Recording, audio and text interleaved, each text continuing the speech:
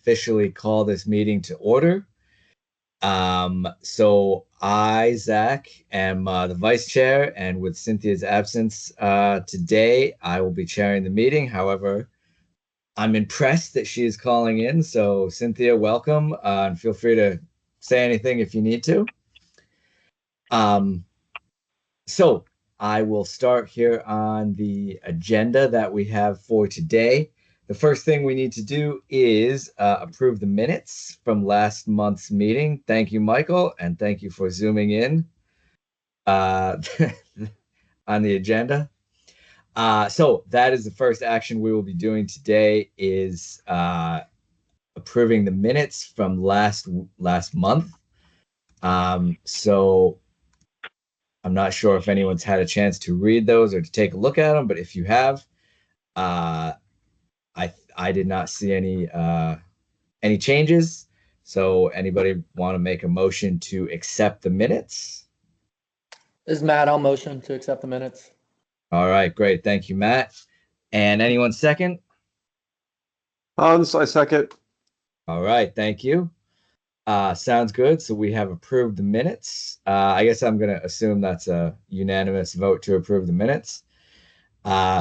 So say something if it's not unanimous.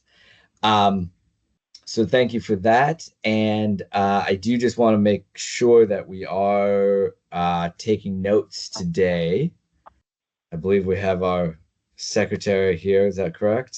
Yes. I'm here. Yep. Fantastic. All right. Thank you for coming. Thank you for taking notes and being the secretary. So next on the agenda is we will do our liaison updates. And then we will get into some of the presentations we have, and we can do some introductions. I think we do have some new staff on the call tonight, so we can do that. But I will start here with the liaison updates. So first, did anyone attend the ACTL Advisory Council on Teaching and Learning meeting? I believe I think Cynthia and Sally were our two representatives there. I did not attend because I have not committed to be the liaison, and also I just did not attend. All right. Sounds good. I've been out of town, so yes. All right. Now I'm not trying to put you on the spot or anything. I understand. That's okay. Okay. We'll skip that update here. I don't think Cynthia was able to attend being out of the country. I haven't checked the ACTL website, but they probably do post some minutes or something on their site as we do for our meetings. So if you have any interest there, feel free to check that out.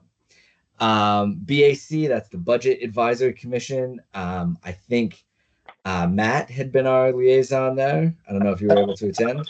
Yep, that's right. So I've actually got an update from Cynthia from the October meeting, and then I can provide a brief update on the November meeting. Okay. The October meeting happened after our FAC meeting last month.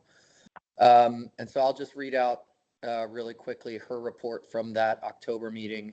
And this was pre the budget direction being at the end of last month. And I think if Cynthia's on, she's obviously welcome to join in, but I know that may be challenging from a logistics perspective. So here's a quick summary of the October meeting from the back. The budget direction posted on the school board's website is out of date. There was a revised version posted in mid-October. The comments were due back from the back on October 22nd. The chair of the back, Peter Strack, noted that some of the APS goals are in the 2024 to 2030 strategic plan, and he continued to push and advocate for a vision of student-based budgeting. He noted that Virginia is one of 9 states that does not do this, and he's concerned that resources are not being dispersed based on individual student needs, aka special education, income-based English learners, etc. Most of the meeting was a discussion on how or what were potential ways that the BAC could help and the school board to tie the budget back to student performance. As the FAC was asked to provide input on the budget direction, so was the BAC, obviously. So a lot of the feedback that we had heard and what Mary had explained to us at last month's meeting, I believe Bethany said the similar, or gave similar feedback to the BAC last month regarding the multi-million-dollar deficit. Even though right now there's an expectation that APS is going to look to provide wage increases or step increases to teachers. So Arlington is having a hard time filling teacher vacancies. Despite the reputation of APS schools, teacher will go where the money is. At the same time, teacher compensation is the largest chunk of APS expenses. It's hard to envision sufficient cuts to balance the budget that will not impact teachers. The big outcome, it sounds like, from the October meeting is that there seemed to be a consensus among the BAC. There was not a formal vote on this, that the budget should be presented with baseline numbers about what the baseline cost is to educate Arlington students as required by law, and then to show or propose add-ons, aka option schools, smaller class sizes, technology, free meals that APS currently provides in some fashion to the community, which obviously makes Arlington a prime location and very highly rated from a school district perspective. That's Cynthia's summary from October. I'll pause there if Cynthia can chime in if she's on, or if anybody has any questions before I talk about the meeting that took place last week. I just had one question. You said they didn't take a vote, but it did seem like the BAC was in favor of doing a baseline budget. I think we did talk about that a little bit at our last meeting as well, with some of the folks that were from the BAC. Did they provide any other details or any other thoughts on that? I don't have anything further from Cynthia's notes, but I can speak to the session that took place last week, Zach. And reality, while this was a monthly BAC meeting, in reality, it was more of an education session. There are a number of new members to the BAC. And so Andy Hawkins, who's the assistant superintendent for finance and management, worked with Bethany to give a kind of a primer or a rundown of the budget and kind of how it's constructed and how it has changed over time. I think more than anything, again, no formal agreement was taking place or no formal votes were taking place at the BAC in last week's meeting, but it was more about getting everybody to an introductory level of understanding as to how the sausage has been made in the past. Mm-hmm. And I think the takeaway is that they're still hoping to go forward, and a lot of their efforts will be focused now on how they build that view of the budget from a baseline and then with auxiliary inputs. And I don't know how you would want to characterize it, but putting the additional bells and whistles in that make us such a great school district. Yeah, that'll be interesting to follow. I'm curious how they'll proceed with that. Thank you. Yep. And then quickly, I'll just summarize. They really focused in last week's BAC meeting explaining kind of the situation that we find ourselves in, which is, again, trending right now, just where we get our where the APS gets their funding from. 75% of APS funding comes from the county. And sorry, I believe this is just for the operating fund, but I could be wrong. 14% comes from the state, and 2%, roughly 2 or 3%, is from federal funding sources. 10 years ago, it was actually higher. I know people are very concerned around the optics and what the current state government has been saying around education, but the reality is 10 years ago, 80% of the funding came from the county, even less came from the state. 11% came from the state 10 years ago, and roughly 2% from 2 to 3%, I think, from federal. They did, again, clarify out of the school operating fund, roughly 90% of the money that is paid out from the school operating fund goes to staff in some fashion. Roughly 2/3 of that is salary, and then the remaining is in benefits. So back to the point from the October meeting, there's just a big chunk of the money that is going to make it hard to cut any realistic spending by APS without having an impact on teachers and staff. One thing that Andy and Bethany were keen to explain to folks is everyone knows kind of or has heard of what the standards of learning are.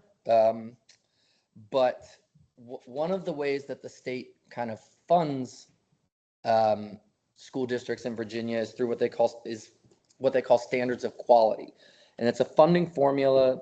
I'm sorry, I'm going back to my notes here, that estimates how many staff are needed for each school division to be able to deliver the curriculum that the state deems necessary for kids. The reality is that does not, because of the standards of quality, it really only, I don't even think it gets to kind of where APS envisions itself from that baseline spending scenario.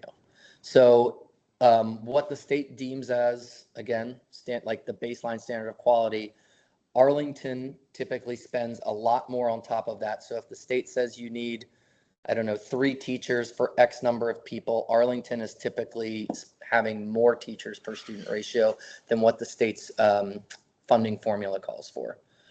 Not only that, there's like a trickle-on effect that happens in the budget, which is because, in essence, in Arlington's view, the state underestimates the amount of funds or resources needed to educate a certain block, if you will, of kids. Anytime the state says we're going to give you an additional amount of funding, their only additional amount of funding is up to what they deem the necessary amount of funding, if that makes sense. So typically, I don't have the benchmarks again, but typically Arlington spends quite a bit more and has more staff and more resources deployed, which again gets back to the point of why we rate very highly. But anytime there are decisions made at the state level to either cut or to add, Arlington typically has to make up that difference out of our county funds. That's pretty much the sum of where they got. Again, it was all informational. No decisions were made. But they did say one resource, and I'll just put this out there if people want to look at it, are what they call the WABE guides, WABE, and it's a study that looks at schools all around the DMV area, so Maryland, Virginia, and DC, and the school districts provide information to this, and it's a comparison. So if you wanted to see vis-a-vis how much Arlington pays its teachers versus Fairfax versus Montgomery County, all that information is in there, because there were a number of questions posed to Andy and Bethany around where Arlington, like, are we overpaying or overcommitting in certain ways compared to other school districts around us? And I think based on what Andy said, we're not the highest, we're not paying our teachers the highest. We strive to be in the top 3, but we're not paying them the highest. So it's not a question of us going above and beyond neighboring school districts. It's just an issue that seems to have an impact kind of across all of the close-in Virginia school districts close to the city. And that's where we left it. It was 2 hours of information dump. So I'm happy to take further questions on that. And I don't see Jonathan Huey on here, who's our liaison from the back. But Jonathan obviously is also a good resource we can tap into if we want to understand deeper what the back is thinking.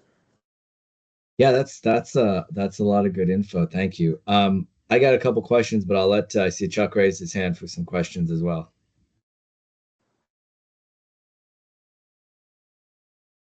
I think you're muted still. It's been that kind of a day. Thanks.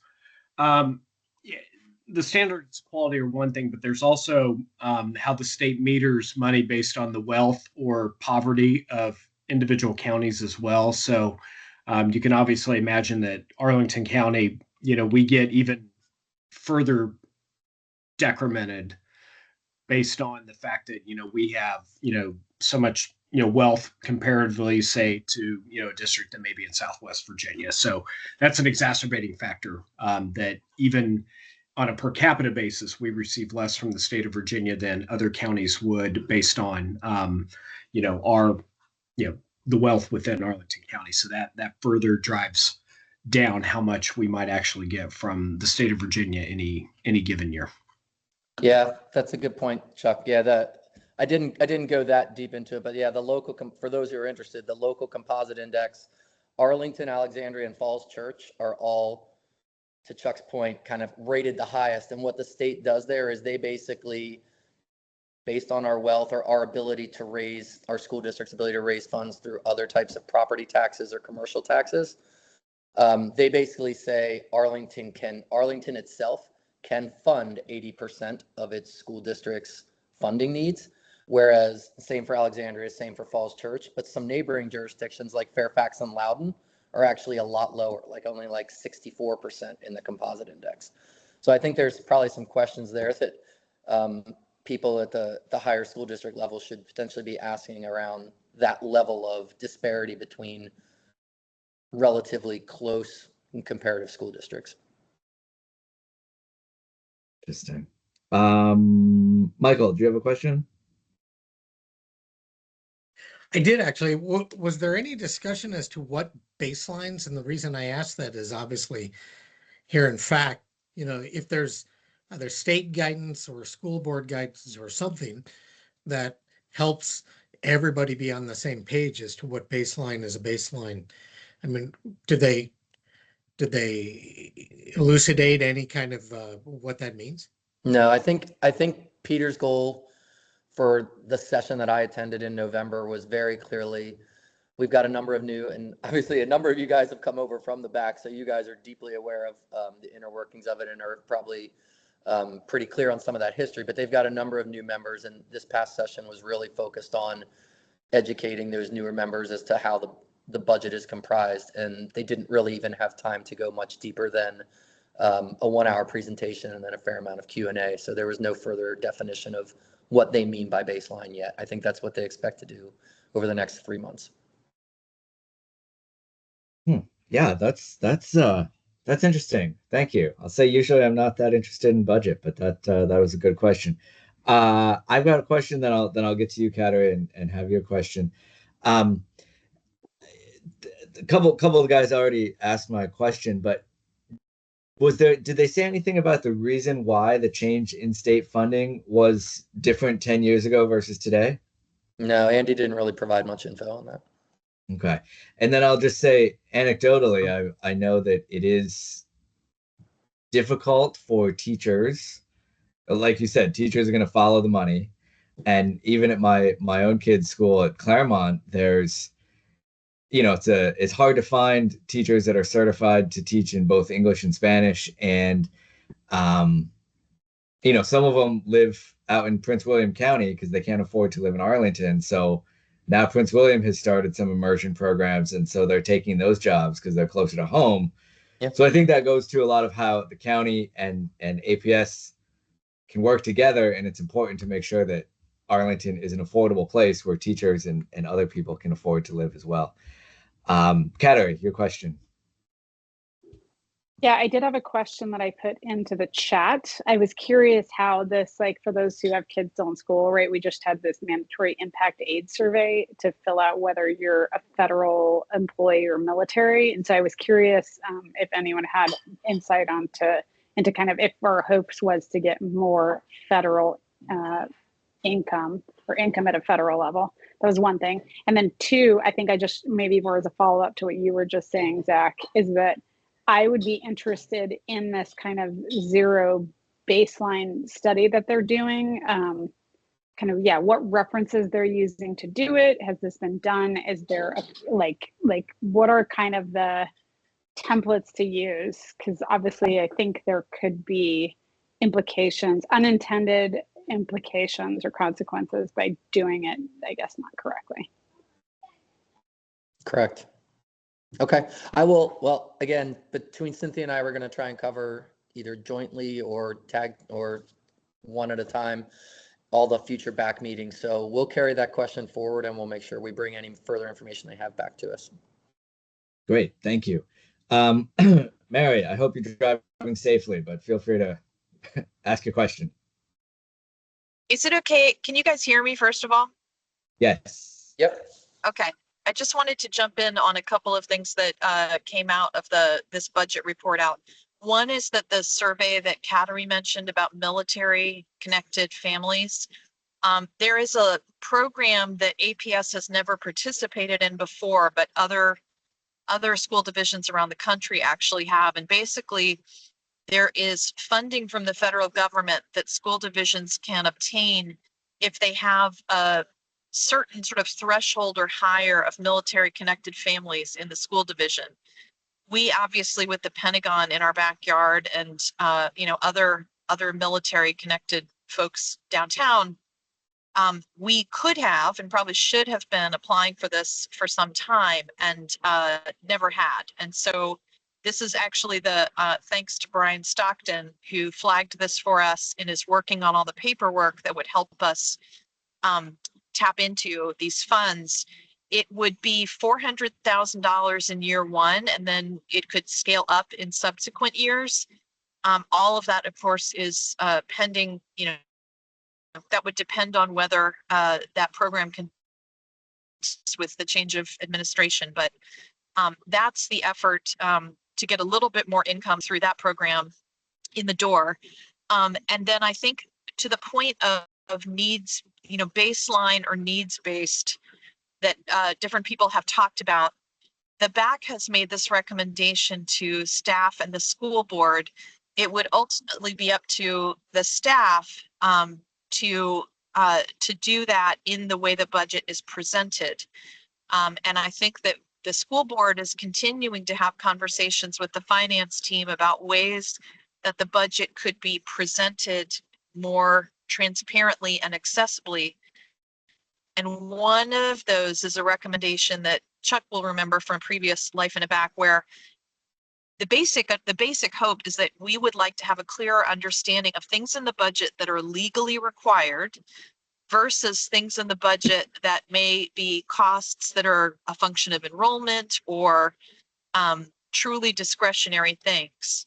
And I don't think anybody on the school board or in APS leadership is proposing that we walk back to the bare legal minimum requirements, because as you described the standards of quality, I don't think there aren't many school divisions in Virginia that staff at the standards of quality level, because frankly, it's a floor and it's a really low floor. So, but that said, we need to understand what things we have in our operating budget that are legal requirements, because obviously those can't be cut. So when we talk about things like one-to-one resource aids for our students with disabilities who require that, we want to at least be able to flag those things in the budget presentation so that it's clearer what things are protected. And then we can have discussions about all the other ones. So I don't know that I would characterize it as the BAC is going to be doing an in-depth study of baseline budgeting as much as in the way the budget gets presented. We need a clearer delineation of that so that we can make thoughtful decisions about where we can afford to invest, if that makes sense. Yeah, Awesome. Thank you, Mary. that does. Thank you. Michael.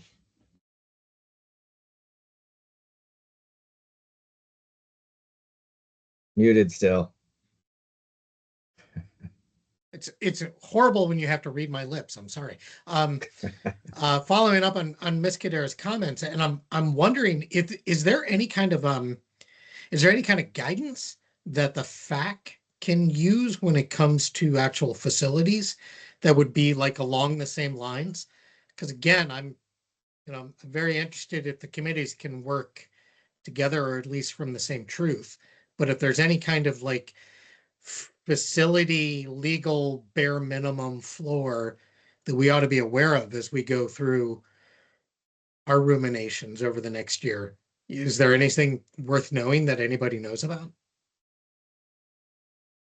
That's a great question. And I would actually defer to Renee and Kathy and team about what are our legal requirements in our facilities versus the things that we've added on that we think are great to have.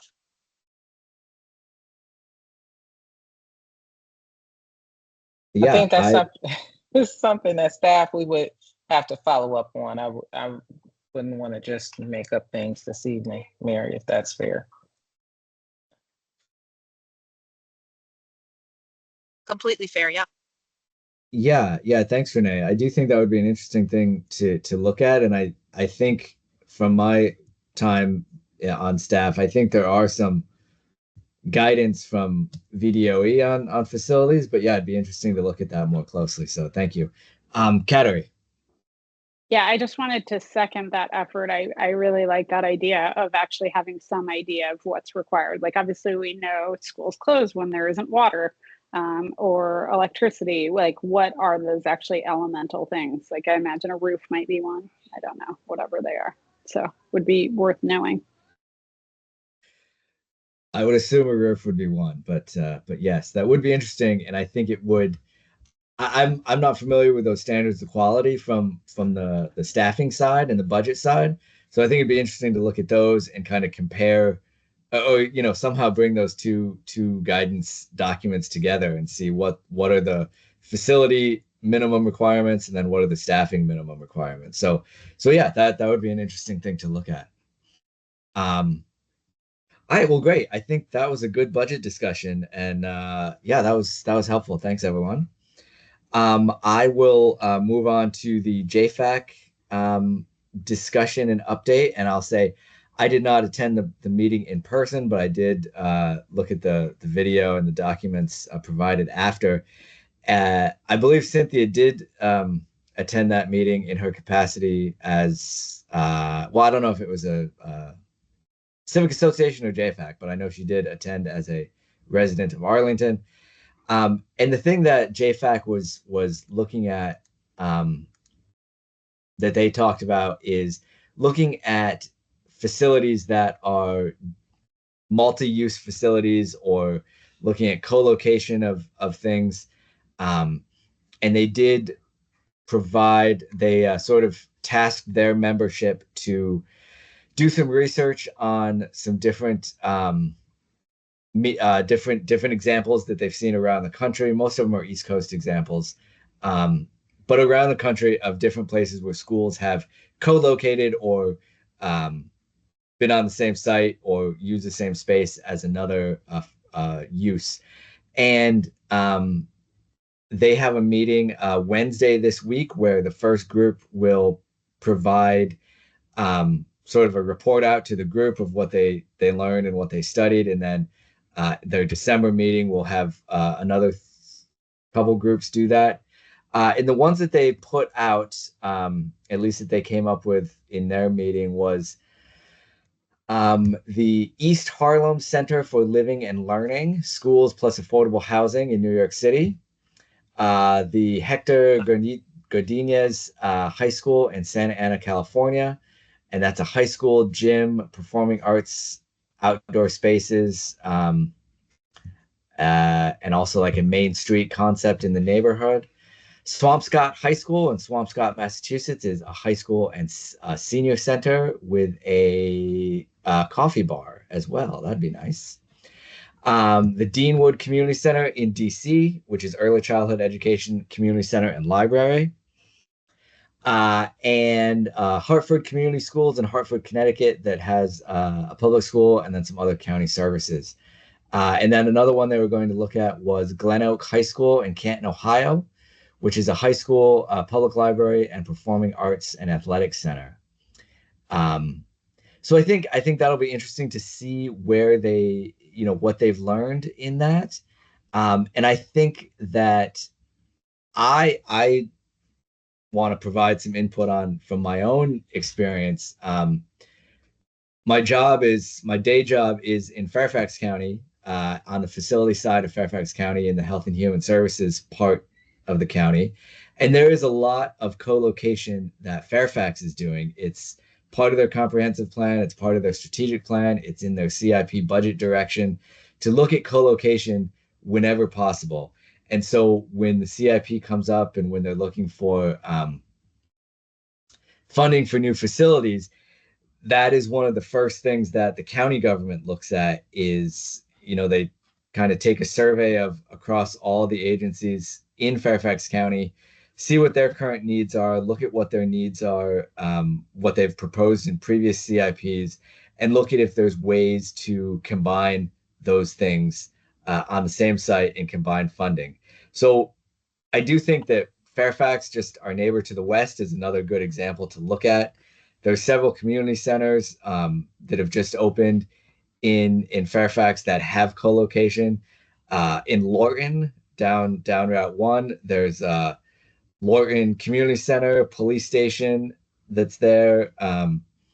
There's another out in the Sully district, which is out near Dulles Airport. There's also a new community center there that has a health clinic and childcare in addition to it. So I'm giving a lot of examples of other public facilities that can be co-located. I'm not sure that Fairfax has done one with schools, but I think there is opportunity there, and something that's worth looking at. So at the next JFAC meeting, which I said is later this week on Wednesday, I'll report back at our next meeting about what they learned from some of their co-location opportunities. So I also want to open it up to the group if anyone has any thoughts on co-location. And I'm going to step away for just a second because I need to get my computer charger, but I will be right back. But please continue the discussion, and I'll let Michael be the one to call on people if they have questions. So Kateri, go ahead, and I'll be right back. Also, I don't know if you guys can hear the screaming 3.5-year-old in the background, so apologize for that. I was going to say that I love this idea. Okay, sorry guys. We might have to call on someone else if my child won't step back for 1 minute. Okay, so I was going to say that I very much would be interested in finding out kind of how, if this is a similar direction that Arlington County and Arlington Public Schools and the school board would be interested in pursuing. So for us down here in South Arlington, we don't have a lot of land left, but we do have a huge need for schools. And so I know that our community has been very interested in the idea of a multi-use facility down in what people, I don't know if anyone's familiar with Virginia Highlands Park. And so I'm very interested in this idea. And would be and would like to see that. I might try to join that JFAC meeting to listen in, Zach, to kind of hear what they present. Great, thank you. Jeff. Yeah, I just wanted to mention, along with your comments, is the new high school that just opened in Alexandria has a health clinic and childcare in the first floor of it. So that's just literally right up the hill if somebody wanted to ever go look at it. All right, great. Yeah, I think that'll be an interesting topic for JFAC to look at. I'll be curious to hear what they say. And obviously, I think it has a lot of impact on us and what we could potentially co-locate with a school. Renee. So as you all were talking, thank you, Michael. You helped me as well. We put some links in the chat to address the question that you had with regards to Virginia standards for our facilities, our school facilities. So there's quite a bit of information in there. And as I read through it, a lot of things we are truly working to accomplish or are accomplishing in our school facility. So that's a lot. I'm not expecting you to digest it in this call, but it's something we definitely can follow up on in future conversations. Yeah. Okay, great. Yeah. Thanks, Michael. Thanks, Renee. Do we know if just back on that topic from the budget, are those standards of quality? Is that something available online? Do we know that? So yeah, there are a couple of links there for standards of quality, and the last link really is probably what you may be interested in with regards to our facilities, which are the guidelines for school facility. It's from 2021 for Virginia. Okay, great. Thank you. Yeah, Okay. I didn't scroll up. I see those now. Thank you. Yeah, not a problem. Okay, so that is my update for JFAC. And I think we can move to our next agenda item. I think Jeff is going to do a capital project update. Yeah, good evening, everybody. I did want to start out. First of all, we did hire 2 new project managers in October, so that's a good thing. So we have more than one now. Great, that is good. And I also want to say, I apologize that the report that got sent out to you was a little early, but I was at Greenbuild last week. And I wanted to say that one of the things that I took away, or one of my takeaways there, was APS is doing a lot of things right. Talked to a lot of people that are still theoretical in what they're trying to do in carbon reduction and what they're trying to do in net zero, et cetera, et cetera. And we say what we're doing, or what I said, what we were doing, everybody is like, how do you do that? So I thought it was very interesting that you have all of these experts, and a lot of the people that I talked to have been involved in it for a long time. And, we're doing a lot of things right. So just wanted to pass that on. That I think we're headed in the right direction. I think what the board set as a strategic plan with regard to trying to be fossil fuel free by 2030 as a goal, not. I doubt we're going to hit that. We've got too many buildings that are still on fossil fuels, but we're heading that direction. So I think that's a positive thing. Just quickly go through some of these reports. If anybody's got any questions, please let me know, and I'll bring you up to date on some of the things that are a little bit behind, other than I can't change the pictures that are in there. But at Cardinal Elementary, we're trying to get the land disturbance activity permit for the playground. Once we get that, we'll upgrade the stormwater there. We're getting a contractor lined up to do that work, but we'll be getting that done. That's the last thing we really have to do at Cardinal. The solar panels are on, and they are connected. So we're going to get to see how close to net zero. We think we're about 75% short on the panels, just because of the roof area that we have and the safety area that we have to have for the setbacks. At the Heights building, we're still working on issues with regard to the plantings. We are trying to look at insurance with regard to the plantings on the terraces, but we did get trees replaced on Wilson Boulevard that had died, so we're working through that. The Heights building, things are moving along. The waterproofing is actually going in and has been going in since last week. We are still hopeful that we will have the terrace and the parking available after winter break. We still have the screening to go up, but we've got the Musco lights have been put in, or at least 4 of them have been put in. So things are moving forward on that.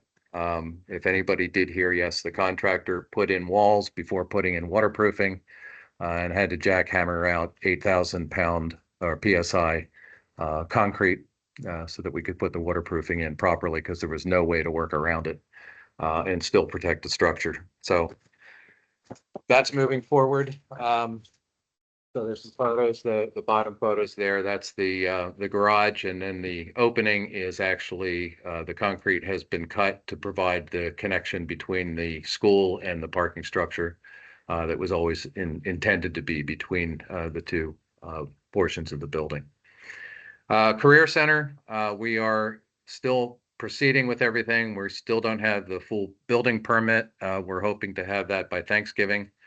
And we're still working on the CEP plan. That's the civil engineering plan. That's the site work. We did have some good news today with regard to Dominion Energy, Virginia, and I think they're going to be able to finally sign the dry utility plan. They're going to sign it conceptually because there's things that will have to be adjusted, but that is always the case when we work with DEV. So that's moving forward. So we've got a lot of the approvals. We're still moving forward. If you do look at some of the pictures, you're going to see that the columns are going up. We're thinking by the beginning of December, we should have everything that our current permit is going to allow us to do, which is the foundations and the columns to the underside of the second level slab. So we're working forward through all of that. We have been keeping the community updated with construction updates. We're doing quarterly meetings with them, and we do keep the web page updated. So if anybody wants to follow the progress of the work, you're more than welcome to go to the website, the school's website, and check that out. Barcroft Elementary HVAC renovation, that work actually was completed on time at the start of school, as I think we had noted before. But the commissioning has been a little bit delayed. We have had some issues with regard to valves and equipment that was not in place by our controls contractor, but we're working through that. So we are hoping that by the end of or by the middle of December, we have all of the balancing done of the HVAC system. It's all operating, everything is being conditioned. It's not an issue. We just have some loud fans and some issues with regard to that. The roof is complete. The other thing that we have to get up is the screen walls around the new equipment on the roof. That's been delayed because of the structural requirements to support those screen walls. We had to do work weekends and evenings to do reinforcement. The Drew Kitchen renovation project, we are working through that to get the permits all in place to get that construction.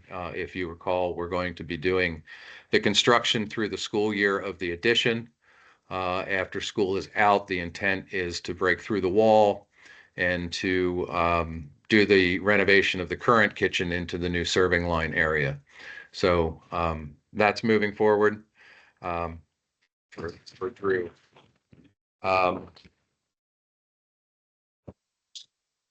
Claremont Immersion, I think Zach has seen what's going on there firsthand, but we basically swapped the office into classrooms and have gotten that pretty much in place. We are having some HVAC issues that we're working through. And then there was a miss in the design of the main office workstations, which we will be correcting over winter break. So everything is moving forward with that. Carlin Springs and Barrett, they were just approved by the school board on the 14th. So we have the same contractor actually for both of those projects, and they are also doing the Drew project for us as well. So they're moving forward. The Ashlon Kitchen, I'm going to add, I did miss on here Science Focus. They're in the same process. We're using the same architect. But we have confirmed that the design will be complete during the summer of 25, and they will be ready to bid in early of September of 2025. So that work will be happening the following summer. That's not happening this coming summer. We're just designing them at this point in time. The feasibility studies, we have design teams in place for all of the schools now.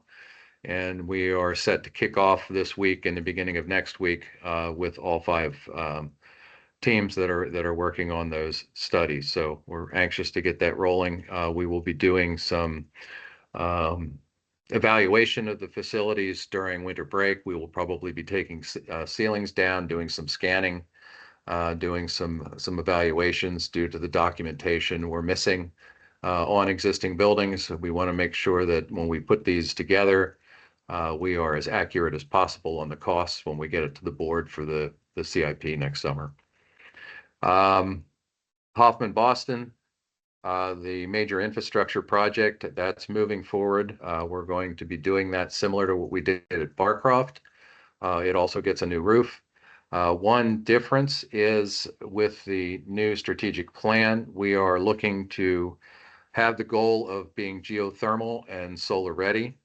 And we are going to evaluate the envelope of the building and see what needs to be done to increase the EUI, the energy use intensity, to see maybe we can look at having a renovated building also be net zero or very close to it. So that's the report. So any questions? Great to try to answer them for you. Yeah, thanks, Jeff. I think we had Michael with a question. What's the timeline on the feasibility studies? I know you said that they're obviously reporting out for the CIP consideration, but is it going to take basically until May or June to do those? Yes. Yeah, there's a lot of legwork up front because we want to evaluate the existing buildings. We have to look at the programs, et cetera.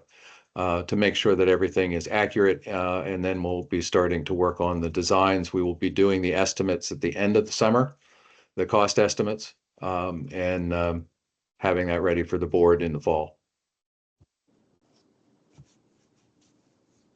Great. Matt. That was one of my questions as well. So we're doing all 5 of them over the summer, was what you're saying, Jeff? They will all be done by the end of summer, correct? Gotcha. And all teams are lined up at this point with regard to that schedule. So Great. And then for the major infrastructure ones, the 5 that were part of the proposed SIP, do you have like a calendar or a schedule view as to when you're gonna? It looks like yeah, I was going to mention that, and I didn't. We're Hoffman Boston. We just want to get that rolling. We get one of them done because they take 2 years to do the major infrastructure. So we have 2 other buildings. It's not 5. We have Oak Ridge and okay, I just blanked. We have two elementaries that we're looking at doing HVAC, and we're going to look at them the same way with regard to the geothermal, if possible. That's going to be our goal. Okay. Thank you. Cattery? Yeah, I did have a quick question on the feasibility studies. And this might be a question for Mary, but I guess I'm curious with the timing of kind of the finalization of those studies, what is the expectation going to be from the FAC as far as, a facilities recommendation moving forward once those estimates have been received?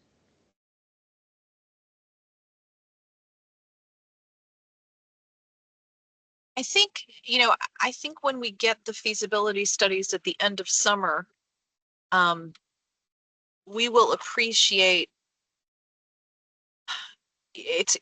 there's so many variables that it's hard for me to even articulate, but it is, I would venture that it is unlikely that we would be able to pull the trigger and start work on all 5 of those projects at the same time in the next CIP, the CIP that will be passed in spring of 2026. So I imagine there will be some discussion in that CIP about how to sort of stage or prioritize among those 5 and balance that with major infrastructure and other kinds of needs that will need to go in that CIP. And Renee and Jeff and Kathy, if I've misstated that, please jump in. But I think, that will be some of the discussion to have with FAC once that information comes in next fall. Yeah, I think the thing, and the way we've structured this, I think we're looking at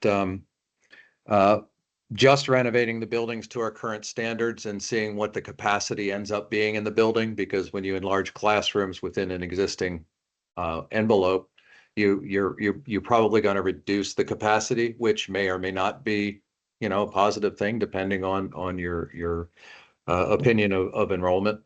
And then the second option is to do with additions to make the building hold the current capacity, with the current standards. But both of those options, we're going to look at where would a future addition go, should the board or should the school ever decide that they want to make them 725 to 750, which is our current standard elementary size. For the 2 middle schools, and then of course the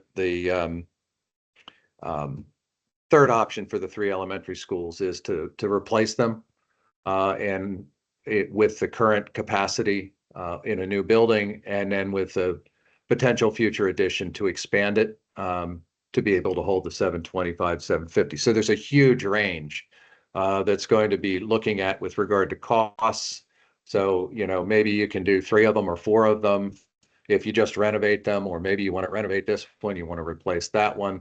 So there's going to be a lot of mix and match for the CIP, and that was the structure and the reason we did it that way. For the 2 middle schools, we are doing renovation in place, for the, with current standards, and see what that does to capacity. And then the second and third options for that, because we really don't have a place that we know of to replace the middle schools on a new campus. So we're going to look at two different potential additions because they are complicated sites. So instead of having the new option, we're going to have two renovation options. And again, we will have an option to increase the population by 10%, so that we can design the buildings with that potential for expansion, instead of some of the work that we've done in recent years where we've tried to figure out where you can add on to a building, but the building wasn't really designed to be added onto. So I hope that answers the question. Yeah, I did just one quick go back. I would be interested in understanding it. So just to clarify, it sounds like if we get the, kind of final feasibility studies at the beginning of next school year, that then, right, that is a SIP year. So we would be working on recommendations. I guess then my follow-up question would be, what information would be valuable outside of those feasibility studies that might help inform a decision? And so specifically thinking about, the way I talked to a friend who does similar work on kind of schools and like nonprofit school work in Pittsburgh, and they were explaining that some of the visioning work they do that helps them decide which schools to invest in and even which schools like to consider closing. And so I guess I'm just curious, kind of, is there a point when you're going to engage the community in understanding maybe what some of their preferences are or stuff like that? I wouldn't want to wait till it's so late that now you have like what can be done before the feasibility studies, I guess, are complete. I think we would definitely expect to have engagement once we get all of the data and the information together and are able to look at real costs. I think that's the biggest push. I mean, I think people would want the best and the brightest if you could afford it. And if you can't afford it, you have to look at what are the options that make the most sense. So, I think we've had lots of conversations over the years with regard to what would be ideal to do. But until you have those dollars in front of you that what it really is going to cost and have that escalated for, a 10-year period and be able to, kind of like we do the CIP itself, is look at how do you, balance it from need versus schedule versus dollars, et cetera, and not have, something happen like it happened to Jefferson before, where it was all set to have renovations done and then it was tabled. And I think, it needed done when they had that conversation. So I think we want to provide all the data and information so people can make informed decisions, not emotional decisions.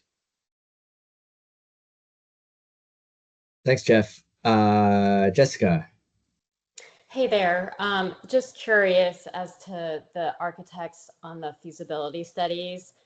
Are there 5 architects, so one for each project? Am I reading that right? Yes, that is correct. Okay. And then kind of how will you deal with, consistency amongst the products? I'm assuming they're all getting the same sets of specs, but how are you going to kind of evaluate them when there's 5 different, somewhat subjective architect visions? Well, they're all working on one project. They're not working on multiple projects. So it's their project, and we are going to be directing them on what the work product is, so that there is some consistency. We've done this on lots of studies we've done in the past. We'll provide a format and say this is how we want it to be presented. But at the same time, we want to make sure that we have the data and the information. And again, that's why we're going to go into these buildings, literally take them apart where we need to over winter break to make sure that we have the data and information above the ceilings, and with regard to the system. So it's a big lift, but it's critical because it's the only way we're going to really have a good set of data to be able to make decisions on. Okay. I'm looking forward to seeing it. Thanks. So are we. Thanks, Kateri. Yeah, one last request. Would it be possible for us to get like kind of just a detailed interim update on where things are, either before the end of or this, I guess, school year, or at some point? assuming you guys are going to be getting updates. Yeah, again, I don't expect to really see anything until we get towards the end of the school year.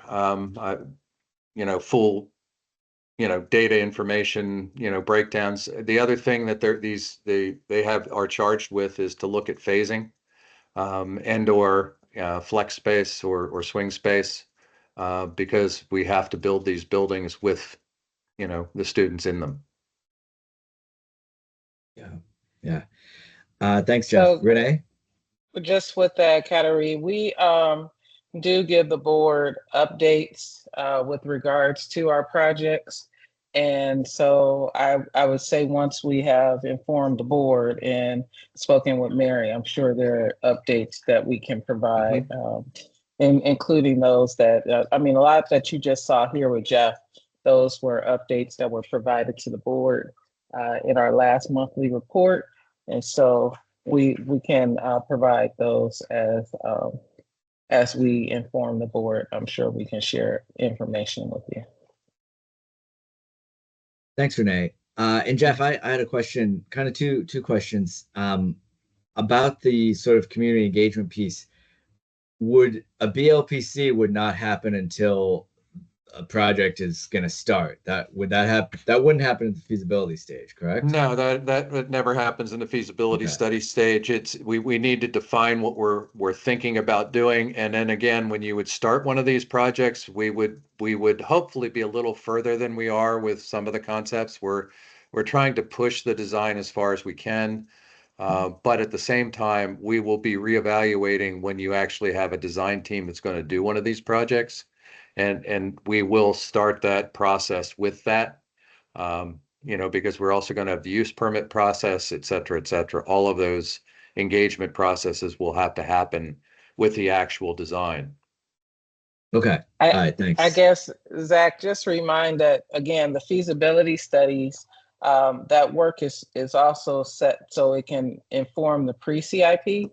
So remember, we have the pre-CIP process, which would have some level of community engagement. So before we get ahead of ourselves, we want to make sure that we bring the data back to the board so that they can review that. And really, the whole purpose of it, again, was identifying the buildings that, based on our long-range evaluation, we identified through the methodology which buildings we should study because of their conditions, and then provide that information to the board so they can better inform the CIP process. And then again, we're working on buildings that we really should be working on, because we get, and it's not all about seats, it's about conditions. So remember, that was more about conditions, not about seats. So I want to make sure we don't lose that frame, but we will, again, continue to inform FAC, and actually I would appreciate the collaboration of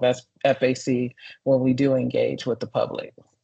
Yeah, great. Thank you. And one of the thing I had, Jeff, is you mentioned on the middle school projects that because of the size of the site, there's really not a place to build something on site and then move the kids in. Is there any more thought, or I guess a question to all staff, is there any other thoughts on the swing space idea that was floated before for those schools? Yeah, I think that we're not looking at moving the students off. What we're looking at doing, and it's part of the reason why I think the addition makes sense. And both of these schools really have some weak academic spaces, and neither of these schools are really set up as middle schools. So I think we're going to be looking at, a new academic wing, and the majority of the existing building would probably be renovated into all of the other spaces. So that's kind of the concept we're looking at. Again, we have to prove the concept and see if it works and how it works, and does it make logical sense, because the last thing we want to do is create Frankenstein buildings, which we have enough of already. Which have additions which don't make sense where they are, which is why we're in the condition we are in looking at some of these schools, because of the way they were, put together over the years. Yeah. Okay. Thank you. Michael. I don't mean to get off on a tangent, but I'm curious, as when these feasibility studies are done, what's the lifespan on one of these studies?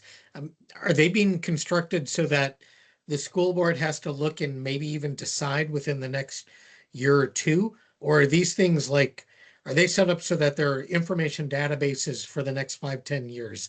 So that even if it doesn't get done in the next CIP, the information is still relevant for a following CIP? I mean, how do we look at these feasibility studies as like, do we have to act on what we have now when we're given a study? Yeah, essentially, they basically we're looking at a lifespan of at least 10 years. It probably would be longer because of the depth that we're taking a look at it. I mean, unless the educational program changes significantly, I think these are not going to go bad sitting on the shelf. There may be other ideas, there may be other programs, there may be other things that would require adjustment, but the physical connection to the ground and to what we currently have and what we can reuse. Again, one of the most sustainable buildings is one you already have. But how do we enhance what we have? I think the biggest lifespan issue is going to be the HVAC systems. Some of these buildings that we're studying, it's really that they're in bad shape academically, and for the programs that are in them, and not necessarily all the mechanicals. So, that's going to weigh into what we're looking at as well. So it's complicated. I mean, but I think we're going to have the data set in front of us. It's going to make it a lot more streamlined to try to make that decision and determination of what the best thing is to do. That's really what our goal is to do. Okay. All right. Thanks, Jeff. And if there's no other questions on that topic, I'm going to move to our next topic of minor construction, major maintenance updates. Thank you for the questions. I appreciate that. It's much nicer to have people ask questions than some of the reports I've given in the past that I wasn't even sure anybody was listening. So thank you. Thank you, Jeff. Okay, so I'd like Renee to go ahead and introduce Stephen for us, if you could, please. Renee, are you available? Sure. I am here. I'm sorry. I was getting my dog some water. Hey, so want to introduce, I think this is a face some of you may have seen before. This is Stephen Bernheisel. Stephen is currently serving as our assistant director for maintenance, but on last Thursday, the school board has appointed him to be our incoming director of maintenance plan operations. So we have 2 retiring directors at the end of December. Jim Meikle, who you all are familiar, he's visited the FAC many a time. He's our current director of maintenance, and Arthur Bell, who is our director of plant operations. So Stephen is taking on a big task, a new role, something that was designed pretty quickly. So I do appreciate his willingness to actually take on this challenge. And so far, he's already meeting with staff, and he got his first assignment today. I wasn't even aware. So he's also demonstrating flexibility. We're excited. So he's going to actually pitch it for Jim, who had a family emergency. And so, Stephen, welcome to FAC, and take it away, sir. Well, thank you very much. And I guess Jim had a bit of a presentation for update on MCMM. And I guess most of you all know, but we've had MCMM for over 15 years, and we've refined it a bit as we went along. Originally, I think we used to have over 800 requests come in, and each year that we had quite a lengthy process to evaluate the requests and pare them down into something that we could work with and help the schools. In the later years, we've gotten those down to probably about between 100 and 200 requests will come in each year. But the school board's given us direction to maybe have a new way of doing this, and we're using the long range plan. and using, instead of getting input from the schools so much, getting more of an objective look from what the long range plan tells us about the conditions of the buildings, and where we are able to use MCMM funding to make improvements to help bring the buildings to where they should be. So we're still working, pouring through the plan, long-term plan right now. What Jim was saying is that, you know, we'd analyze the facility condition report and review that to make sure we could align projects, with the possible funding we'd have. So I guess that's the biggest thing. Hey, Stephen. Yes.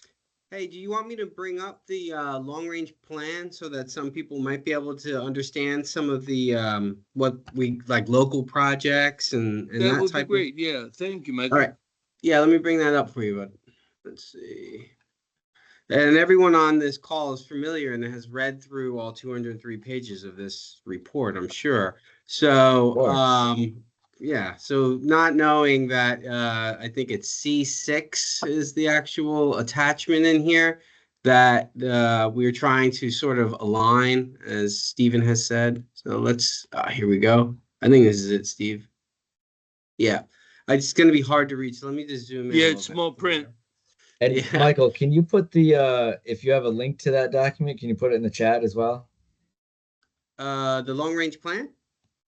Sure. Yeah. Yeah, I can put that in there. Thank you. Yeah, So so go ahead, Stephen. I'm just gonna No, scroll. so what Okay? we're trying to do is use this good information so we, instead of going out to the schools getting their suggestions, which are well-intended certainly, but probably have some bias, this is a more objective way for us to target our MCMM projects, I think. And then how about we let's go to the end and look at sort of how that fits into each of the different schools' report. Let's go to Williamsburg.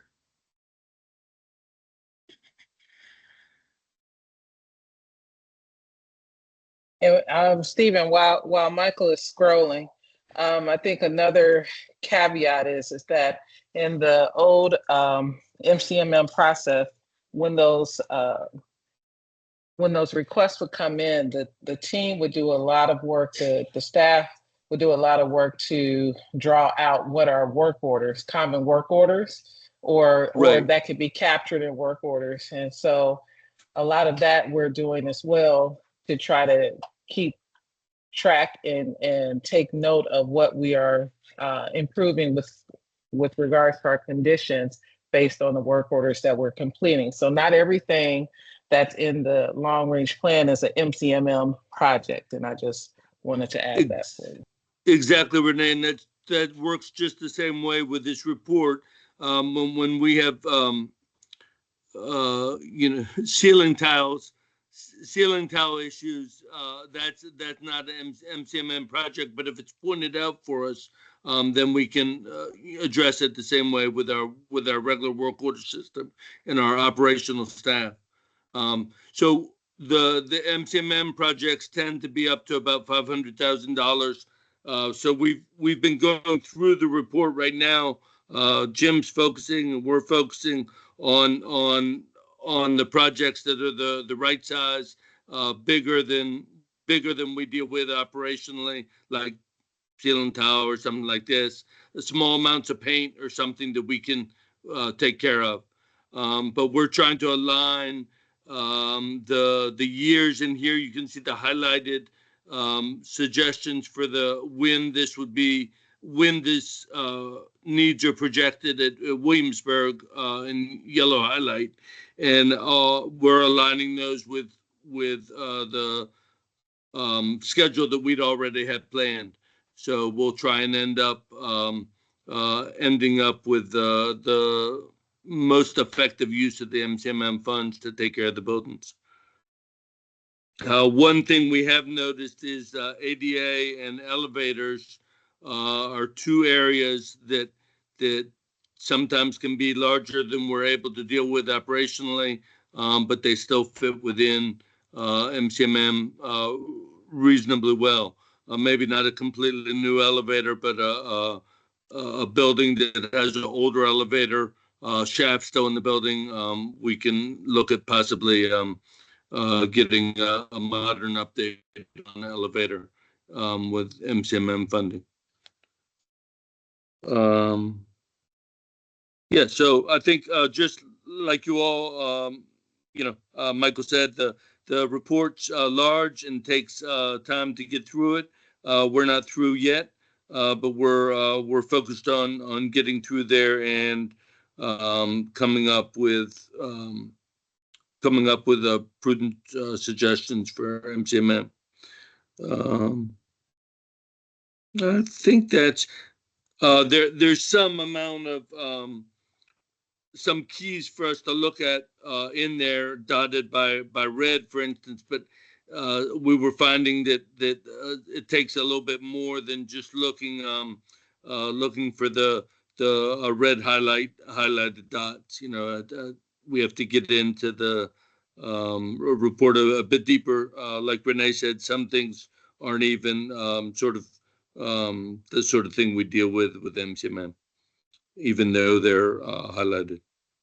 So I think that's a summary of that, and I think I'll be reporting in the future more on MCMM in the new role.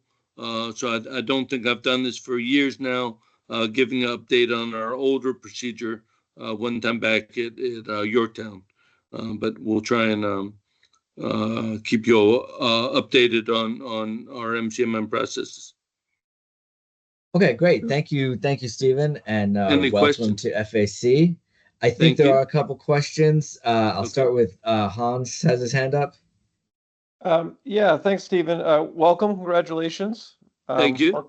Or condolences, either way. Can you clarify though, with the schools, the school-based process going away, how do you envision how does facilities envision dealing with schools often having pain points that are not making it up to a division level list of concerns, but that it's creating pain at the local level? I mean, is this going to be, I guess, getting rid of that? I'm not sure I understand how schools will now be dealing with those smaller things that are driving them crazy, but that maybe wouldn't rank at a global level. We work with the smaller things pretty much every day. So I feel like operationally, we have a team of about 50 trades technicians and contractors too that take care of the smaller things daily. So that's the MCMM was really addressing things that were too large for us to deal with our teams. Yeah, so I guess they do come up. I'm trying to ideally we're hoping they're not emergencies. That's when we run into the biggest problem, is when the problem comes up and it's an emergency situation. If we were to come up with a boiler that wasn't functional, that's something that we'd need to address immediately, and we're not able to deal with that just with regular operating procedures from our trade staff. That could likely be like an emergency MCMM sort of project. We don't need a whole lot of input from the school when we know the boiler isn't functioning. It's high on our priority already. I'm trying to think of something that the school's pressuring us on that we'd be oblivious to it. Generally they don't tend to be emergency sort of things. Generally, the real pressing ones are something we're have some awareness already ourselves about. Yes. So Hans, I think Michael has shown actually there's a 10-year kind of plan that spans out in our CIP that we share. It's not part of the CIP, it's part of our MCMM, but we share it during the CIP process, in which we also touch on our preventative maintenance. So there are items that are already on the schedule. Playgrounds is one of them. We're getting our flooring back on the schedule because that schedule kind of got thrown off with regards to us having to build additional seats. So painting is on a schedule. So we try to keep the schools on that. And having had the opportunity to take part in the old MCMM process and now the new MCM process, what I find helpful with this process is that we do have a dynamic database that shows us areas that we know we need to ensure that we're focusing on with regards to those MCMM items. If there's an emergency, Ashland elevator was an emergency. We didn't say, hey, you just gonna have to wait for the next MCMM cycle, right? We had to, so there are always going to be priorities. Now, do I get a principal calling saying, we want you to paint the gym walls because we got new colors now, we want the new colors? Like, yeah, I understand that that's not a priority, but we're going to work. Like, we did work with Wakefield over the summer. They wanted to get their cafeteria painted, so we worked with them, contractor. And if you've been to Wakefield, Mr. Ballas is really excited about that. So there are times when we can work it in the budget. And then also you'll see where I did put in the chat the major infrastructure pieces. Wherever we're doing a major infrastructure project, and we like to use Barcroft as an example because it's an awesome example of how the team saw the need that, hey, we're going to need a roof coming down the line. If we're already working on the roof with the HVAC, why don't we add that work to it? So wherever we can save time and potentially save dollars, because we don't know what the roof is going to be 4 or 5 years down the line, we will definitely take advantage of that. So, but we'll continue those work orders. They come in every day. Steve knows, and he has worked with the team. He actually was instrumental in building our electronic system a little bit more stronger, more robust, and it allows our trades teams to access those work orders rather quickly and prioritize them. And then we also can communicate faster with our principals versus the old model with all the paper as to what the timeline is, if it's we're waiting on parts. So that way we can be more responsive as well as transparent in our approach to their needs. And we're also, with that, Renee, we're also working on a dashboard that lets us see our progress and more clearly than we were before, without so much effort to see that. All right. Michael, do you have a question? I do actually, and tell me to shut up if I'm kicking a dead horse here, but how does the reconciliation between the MCMM and the feasibility studies work? Or are they just two completely different worlds? And the reason I ask is that, if we on the FAC here are supposed to really, really be focused on the feasibility studies for the next CIP, can we just assume that the MCMM is just kind of humming along and taking care of stuff that would need to be taken care of but wouldn't fall in the feasibility? Or how does that work?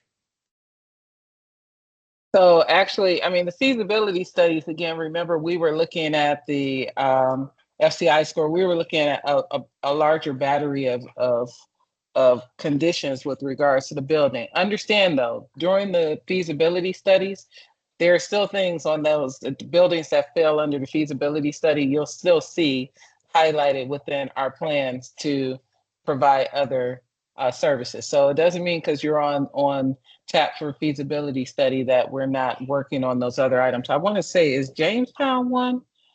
Yes. There was one, yeah. Yes. So Thank you. That's the one that dropped out of my mind. So even though Jamestown is a feasibility study, Jamestown is still on tap for some major infrastructure work that could fall within MCMM as well as other CIP dollars. So I think we may thank you, Michael. I tell you, and you know, guys, this is totally unrehearsed. It's just that we are just in sync like this tonight, so you can see the different categories. I think I We wanted work to just closely with Jeff on the feasibility study, so we're aware. But the feasibility study, even if everything would go well with the feasibility study and work, uh, that's a timeline away that some things can't wait. You know, so we may adjust what we do if we thought a project like a Barcroft was going to happen, but the school still needs to serve students this year, you know. So we understand that we try and balance those as efficiently as possible. But yeah, I think the one thing is we don't operate in two different silos. We actually communicate regularly. In fact, when we're talking about these major infrastructure projects, you know, I think, for instance, Jamestown, as part of the major infrastructure project, we're doing a roof, which was actually on Jim's list to do, but we're basically bumping it a year. It's fine. The roof is not going to critically fail. So we've had communication on that, and he's not going to paint a building that we're going to do major infrastructure, because when we do major infrastructure, we're essentially going to paint the whole building because we're going to destroy it. They're not going to put in lighting and or ceilings because we're going to be taking them out to do the HVAC project. So we do communicate and we talk, and we have been talking about what the projects are. Feasibility study is a little different. If there's something that needs done to a building, it's on a feasibility study. It's got to get done because it needs to work, you know, tomorrow and next year, because it's not going to happen, you know, for a couple of years. So we're making value judgments, I'm sure, but at the same time, you know, the major infrastructure are more happening, you know, because we have those three projects are happening in the next 3 years. So if they had projects that were planned there, we don't want to, you know, paint the walls and then go in, do the project, and then paint the walls again a year later when it's waited 30 years to get paint. Two coats don't really help. So we are communicating. There is nobody is working solo because the dollars are the same. You know, left pocket, right pocket, it's the same pair of pants. Zach, It's a nice let me analogy, just- Jeff. I like that. Zach, let me just go ahead and add one thing here. There was information that was provided in the meeting invite. I specifically called out certain slides on all the different decks from the CIP that have taken place since December 14th of 2023. If I share that first slide with this group, we can see that on this slide, it says local projects. Review local projects with minor construction, major maintenance, 10-year project list. Align projects, reprioritize based on remaining useful life, and identify associated costs. So I think in the long sense here, I know Steve has attempted to describe this, but it is a lot to digest and it's a lot of information to dig through. I mean, like I said, it's 203 pages. It has more information involved in that. You know, maintenance is going through it. They're trying to identify where this alignment is taking place based on the local project list that's in there. And I believe they have to have something available to finance sometime in December. So I'll open the floor for any questions. thanks, Michael. You're Can you welcome, put that Steve. back up on the screen, what you had there, Michael? Yeah. Yeah, I tried to make it easy, put it in little bite-sized pieces because there's just a lot of information for everyone to keep up with. So, you know, like in the bottom, it will have MCMM in the meeting invitation, and it'll have like page 4 from that, you know, that particular presentation, page 5 from this presentation, you know, and then so forth and so on, just so that the group had a sort of an understanding of where this came from, how it evolved, and what the expectation of, you know, the school board's thought has been about this and what they noticed as the alignment between the CIP, the MCMM, and the long range plan. If I may chirp up, and I really appreciate all this, and I appreciate the links. I actually actually tried to look at them over the weekend and digest as much as I could. I really, really appreciate that, first of all. I was just trying to get my head wrapped around whether sort of the level of urgency and just making sure that the MCMM was moving along and didn't necessarily disrupt what the feasibility studies were looking at, and that it's not as if that the what a feasibility study comes up with, suddenly obviates what MCMM is already working on. Those are MCMM is happening. Those are repairs that are not waiting on anybody. It's the feasibility is a longer term. And I'm sorry, I'm finally getting my head wrapped around that. No, Mike, it's not. Like what Kathy and I worked on this thing for so long, and we were so deep into it. It's not an easy document just to pick up and just be up to speed right away. So no, I totally understand your questioning, and I hope we've explained at least sort of, what the expectations will be moving forward. And Michael, you're going to continue to have revelations. We've been looking at 2 years, and I come up with something new, like, oh my goodness, like wow. So it's okay. We're all there. I think Kateri has her hand up. I was just only gonna defend Michael because I know a lot of us asked all these questions last year and the year before, and so he just got his chance to ask them all. So just don't feel bad. We asked literally all the same exact questions, and No, they you're educated us. Yes. All right. Thank you, everyone. And I think if there's no other questions specific to the MCMM updates, thank you for that, Stephen. Thank you. I will move to the next fiscal year 2026 budget. And I think this is a discussion that we want to have among our group here. At the last meeting, Mary had mentioned some of these some of the things that the school board was looking at in the budget of possible cost savings on the facility side of things.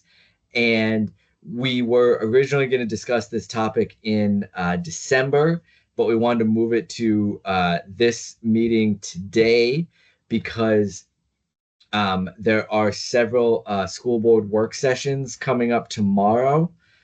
I think it's tomorrow, that are going to touch on some of these topics that I think would be interesting for our group to listen to. And then also, if we have any ideas here to share, we can provide those to the school board as well. So really, what some of the things that Michael sent out in his invite. So thank you for putting all that in there, Michael. Is looking at what some of the recommendations were from previous years of the FAC, as far as what the end of year report for the FAC talked about, or what some of the budget ideas were in other years. And Mary said this before, that there were things that they may have been ideas that were discussed before that before wasn't quite the right time for them. But I think maybe their time is now, and maybe it is something that we can share with the school board, or just a good opportunity for us to discuss as a group what some possible ideas may be to share to save some money in the budget. And we've got staff here to let us know if those are possibilities or things that couldn't happen for any reason. So with that, I know Mary said she had to head out from this meeting to prepare for those work sessions tomorrow. But I think this is just a time to open it up for discussion. If there's any thoughts or ideas that we have on that cost savings. And I don't know, Michael, if you or Renee or anyone or Jeff have anything to give a little more context to that. Yeah, I just wanted to go ahead and sort of share with the group again, as a way for everyone to remember what we did and then where we're moving towards. So this was the end of the year report that was provided by the FAC last year. And these are sort of the topics that were put together for the fiscal year 2025 budget. I mean, it talks about very specifics, and it's very heavy on the MCMM. So, but if we scroll down, and I'm sorry that if it's too small, there's a look ahead, and this is what I was kind of getting to, Zach. And this one here. So we're in the fiscal year 26, and one of the things was the impacts of F&O for for MCMM and debt service. So that's something that's to keep in mind. And I know it's been the challenge. It's something that gets cut quite often. I know that we just talked about MCMM, but it plays a very important part in how the schools get new playgrounds, new flooring, new painting. I'll stop talking and let you all have at it. Okay. Thank you, Michael. And I think,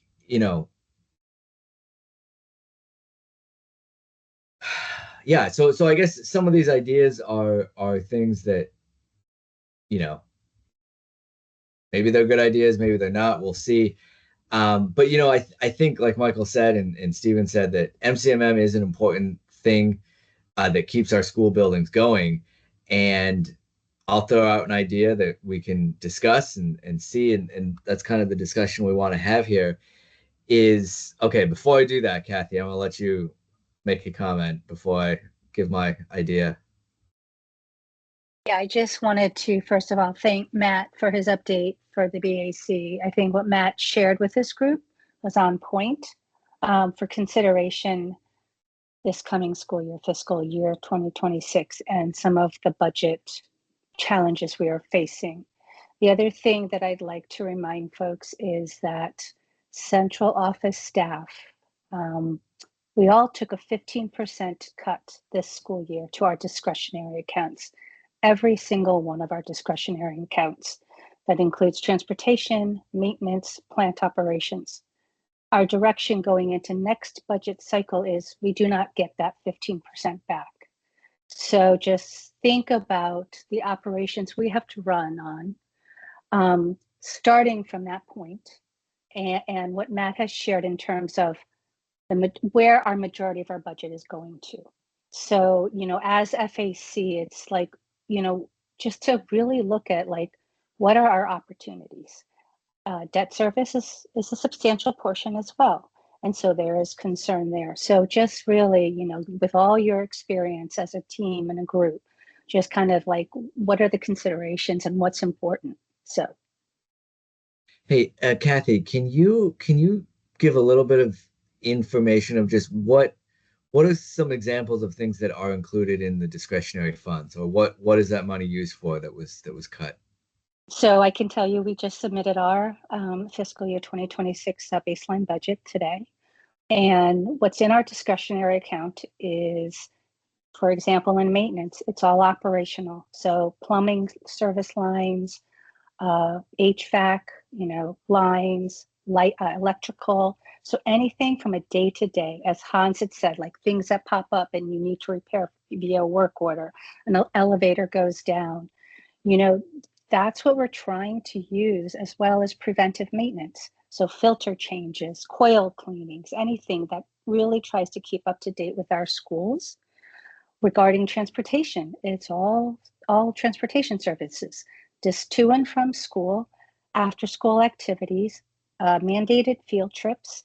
So when those lines get cut, so I don't know if you know, for transportation, our bus drivers on a 6-hour contract that basically covers morning arrival, afternoon dismissal, and possibly some after school activities.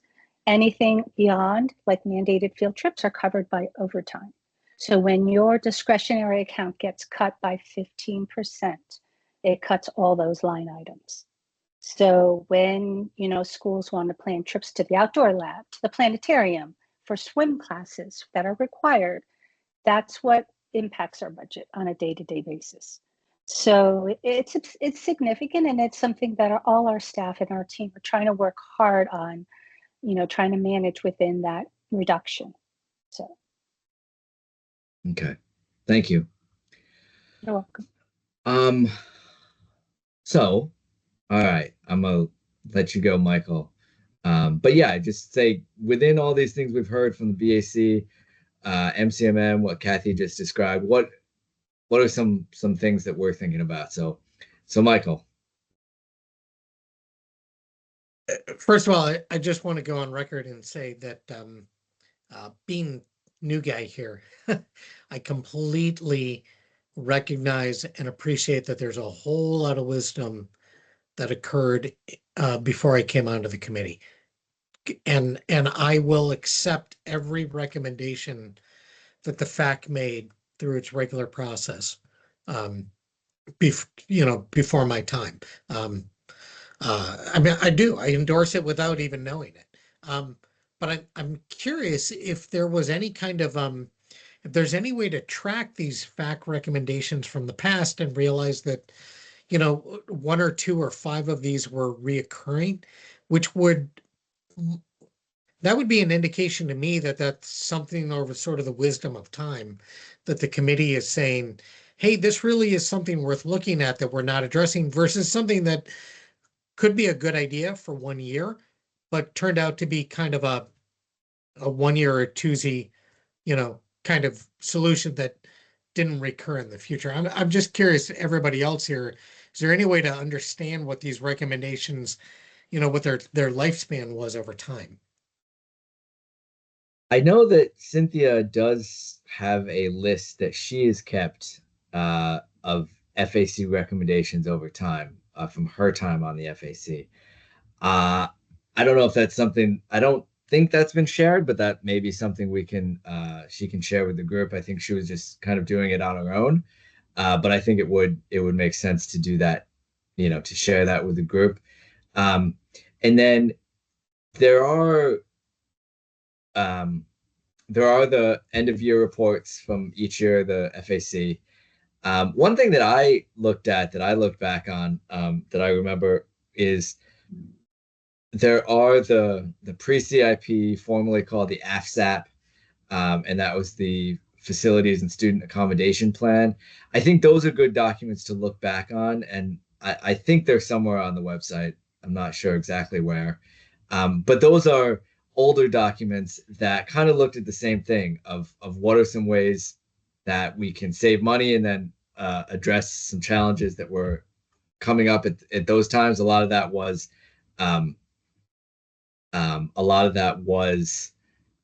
in the past, it was how do we deal with growing enrollment? Right now, we're not in that same phase of having a rapid enrollment growth. But some of those still have good ideas. And Renee did just put a link into the chat that is to the FAC website, which does have a lot of information on it for people to look at. So, Kateri. Sorry, going to unmute myself. So I just want to make sure that I'm answering this question correctly. So we're right now in providing our thoughts to go into the work sessions in the next couple days on those topics that are going to be discussed in the work sessions. Is that correct? Yes, and what I can do is if the group wants to sort of, I think this time right now is the time for that discussion. If the group wants to formally submit something to the school board for those work sessions or something for the school board to consider, we can also do that. So I would say kind of on the same line of what we were just talking about, right? Like as far as the FAC is concerned and carrying forward our recommendations. I always believe in carrying forward my recommendations. I make them once, I see if they're made, I track them through, right? And so if I look at what we said in our report last year, like very specifically towards the SIP, so this is like page 6, I think some of the considerations that we had, I would like us to reinforce. So we talked about considerations that were not captured in the methodology, and kind of continuing to improve the methodology and kind of create standardized processes through which certain things are reviewed. I think we also recommended that when those feasibility studies came out, that schools that had substandard education spaces and were also over enrolled, should be considered higher. I'm just reading through kind of this, what we said. We supported boundary changes if we can use existing schools and not support relocatables as permanent solutions. And so I think there's some, a lot of these topics are ones that are going to be discussed. And so I think even just reinforcing what we said before might be useful. I would say that as we talk about what comes out of the feasibility studies, and as we're looking at, the possible boundary changes, I really do feel strongly like that we shouldn't invest in areas and rebuilding entire schools where we have low enrollment and we don't have high enrollment projections moving forward, right? So I think these are things that potentially we could reinforce, as in support of those work sessions. Just a thought from me. Okay, thank you. Michael DePalma, did you have a comment, question, thought? Yes, thanks. So the work sessions tomorrow, I just want everyone to be aware of what the work sessions tomorrow are going to be on. And yes, I mean, Kateri did sort of talk about some of the stuff that we have in there, boundaries, right? Program capacity, okay? Non-traditional secondary program.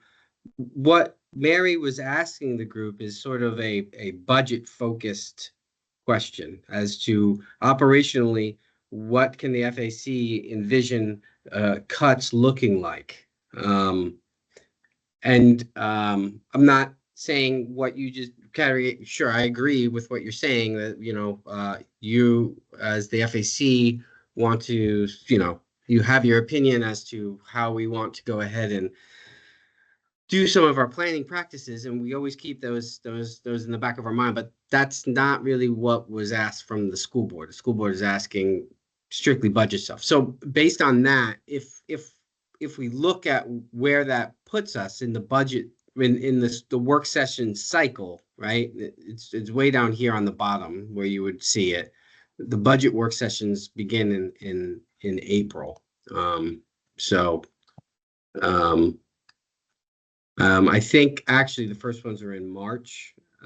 So I think everyone has some time for this, but I believe it has to be brought before the school board's attention prior to the work session. And I think that's why she's asking for these out of the box sort of ideas. That's it. Thanks. So just to confirm, you scroll back up a little, Michael. Yeah, sure. And okay. I don't know if you can see this either. I'm sorry if it's not zoomed in. It's a static page.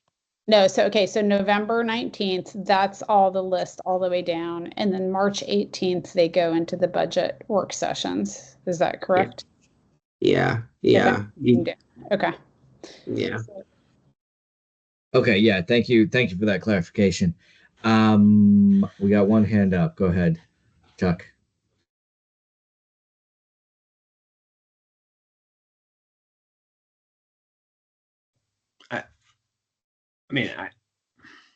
I don't want to browbeat too much about previous back work, but looking at the offsite charts that were provided last month and using that as a guide to talk about a budget exercise of this nature, we're talking about a $35 million hole.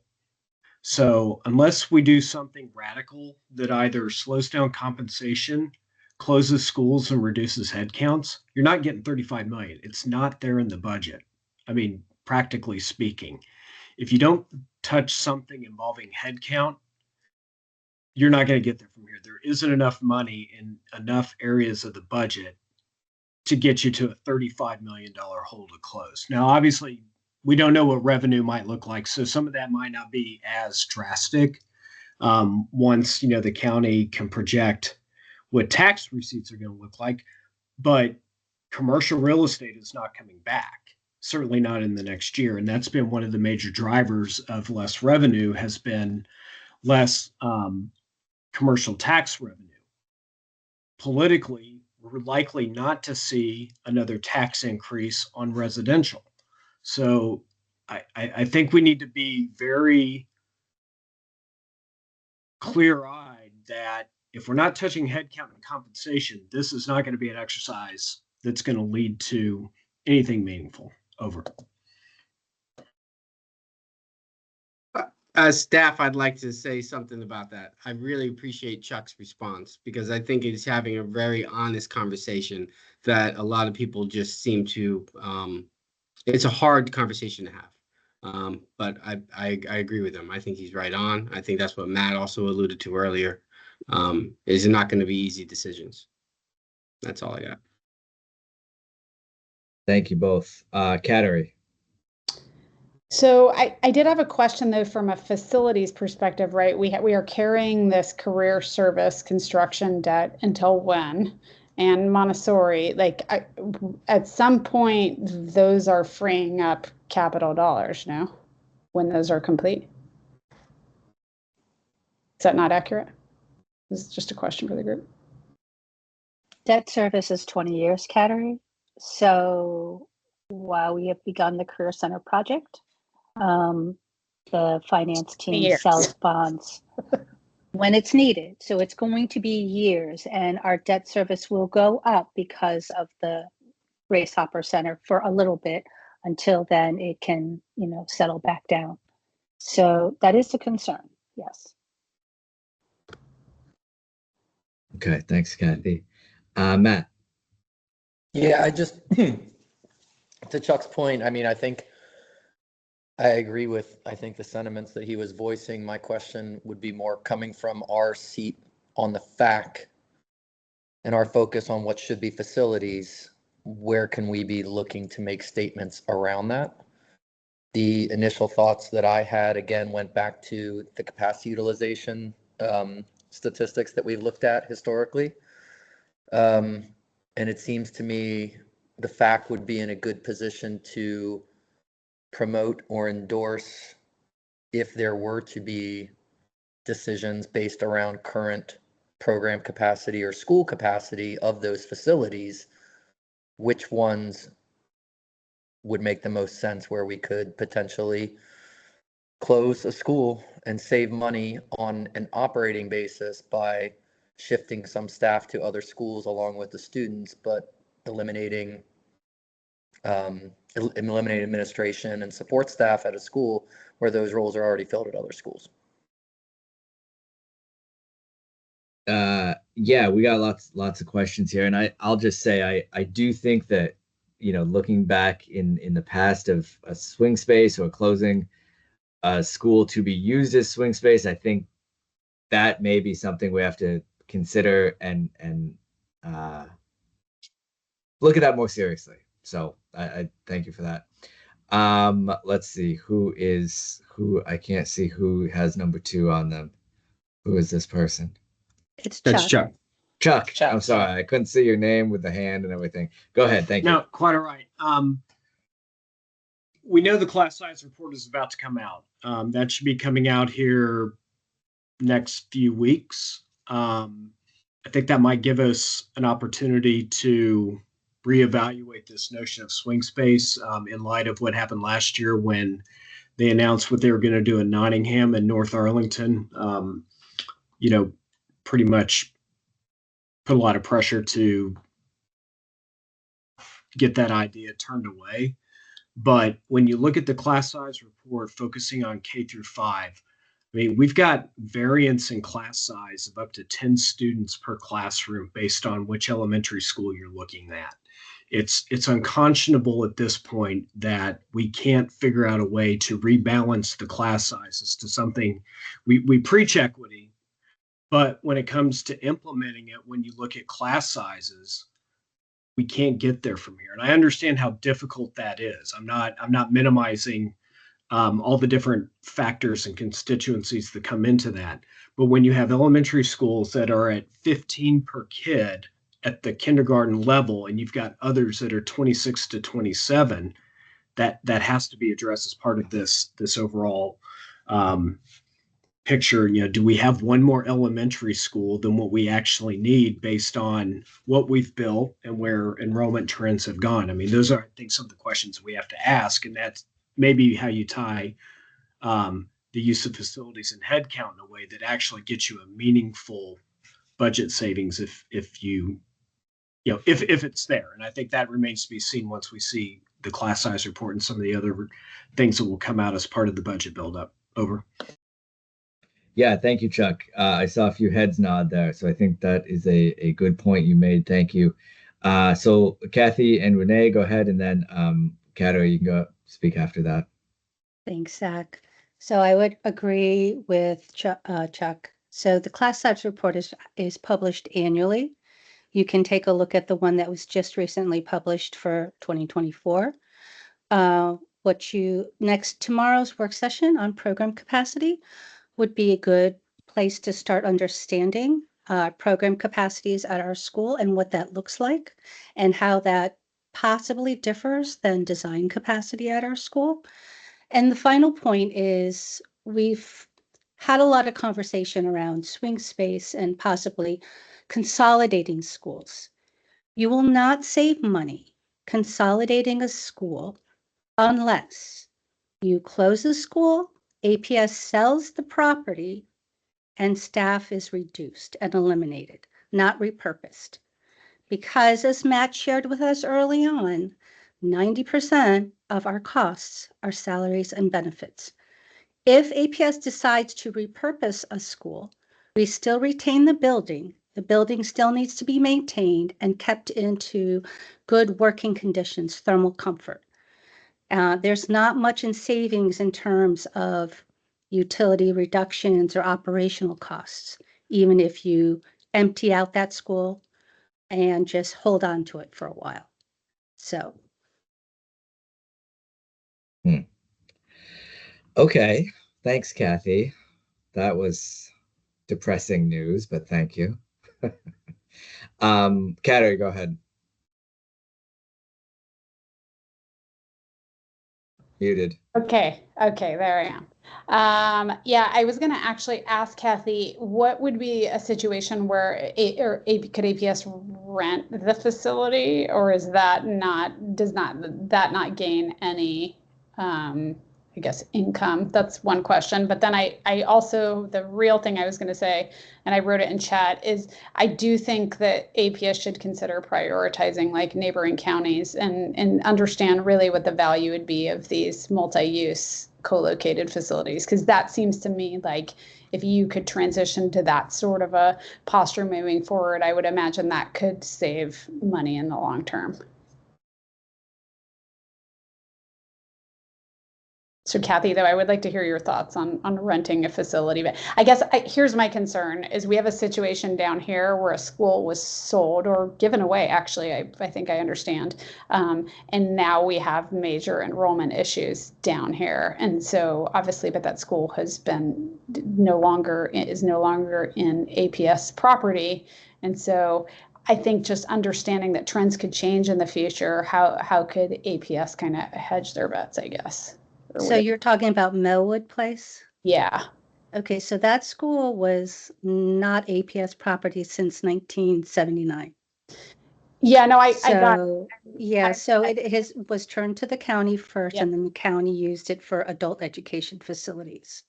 Yeah, no, I guess my point is just the rationale for in that time divesting of it as a school was that there were decreased enrollment projections in this area, right? Which is true.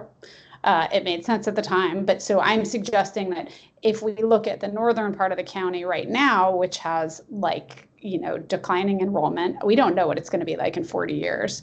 So I just am kind of curious, other than selling it, if there are other options that would where you could close something but still keep it in the inventory, I guess. I get what you were saying. I'm just wondering if there's a middle ground.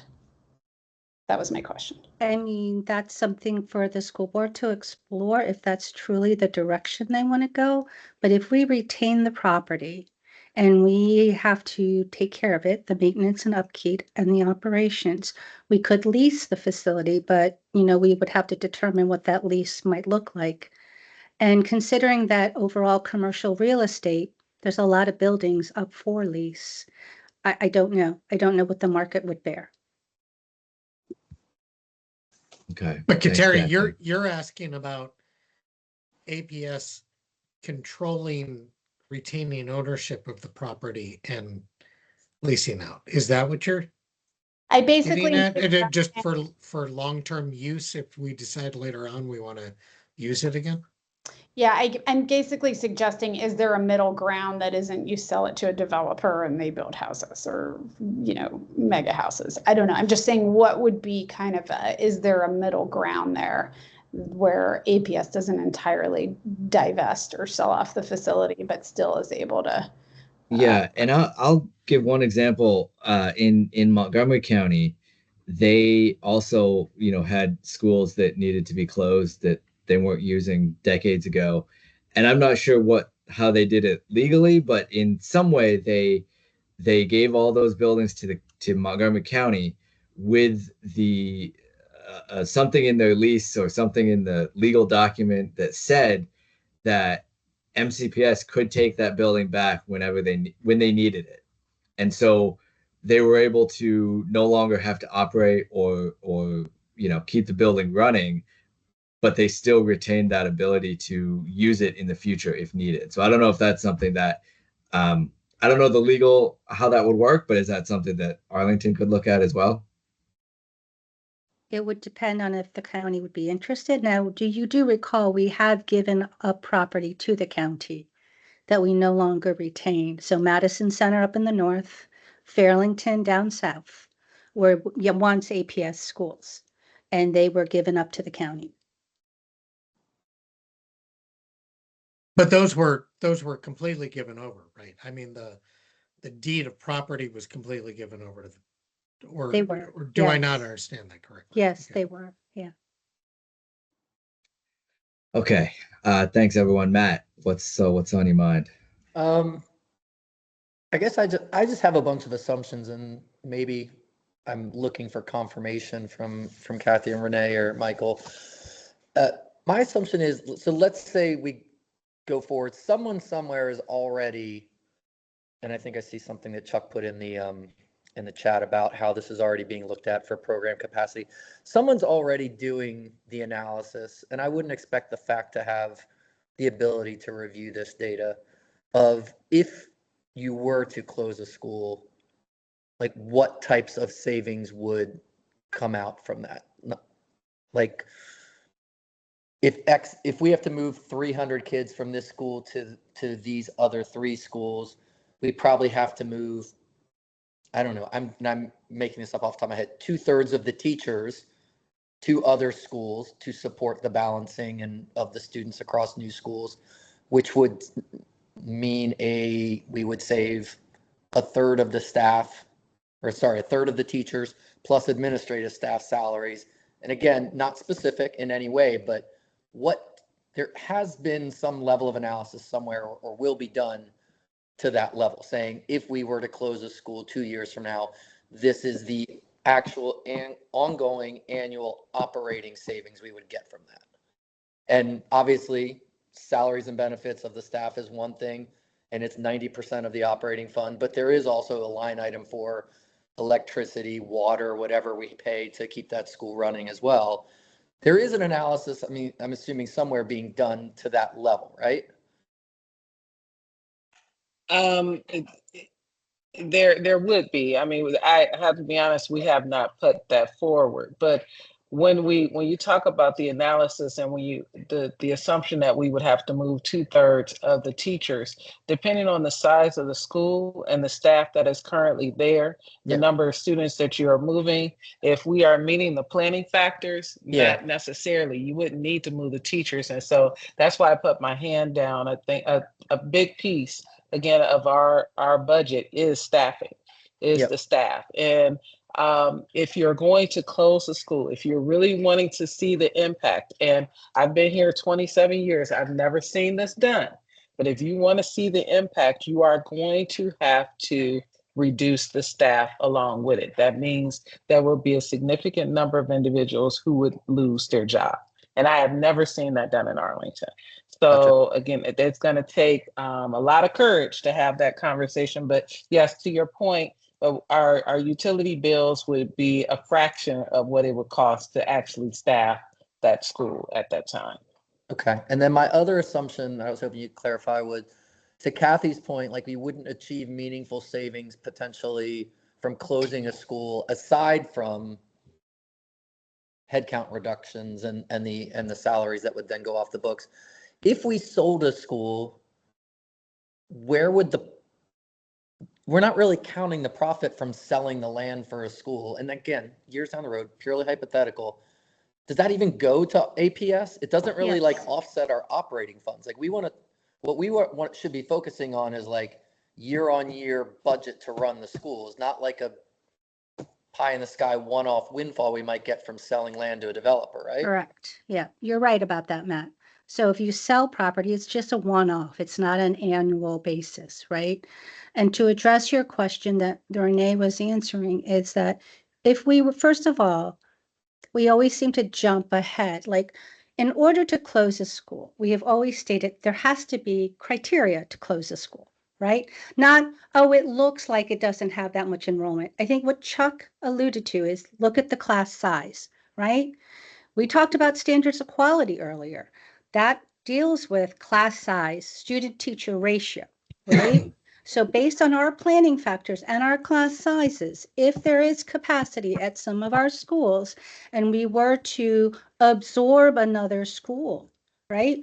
Would we really move 2/3 of the staff? Not if our class sizes aren't meeting the maximum class size requirements, right? We may not have to absorb 2/3. We may only absorb 1/3 of the staff from this school that might be being closed, right? And in terms of operational electricity, you will save a little bit. So I would go back to what our electricity costs during the pandemic when we were shut down.